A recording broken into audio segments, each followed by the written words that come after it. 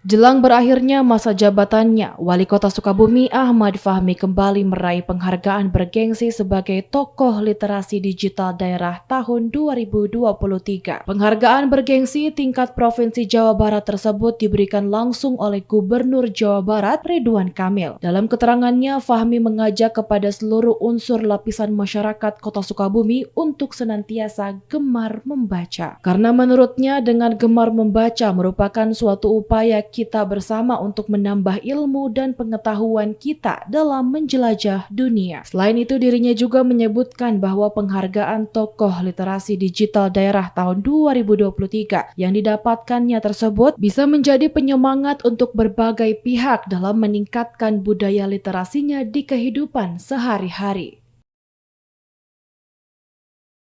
Kita berbahagia dengan penghargaan yang diberikan sebagai tokoh literasi digital. Ini sekaligus menjadi penyemangat bagi kami, bagi Kota Sukabumi secara umumnya. Bagaimana terus kita mengedepankan dan kita terus mengedukasi masyarakat pentingnya berliterasi, khususnya literasi digital, karena sekarang percepatan teknologi tidak bisa dipungkiri.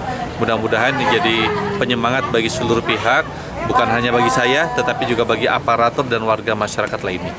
Pesan-pesannya Pak bagi masyarakat, mengingat saat ini makin menurunnya Pak semangat membaca bagi di kalangan. Justru kita berharap literasi digital ini semakin memasyarakat.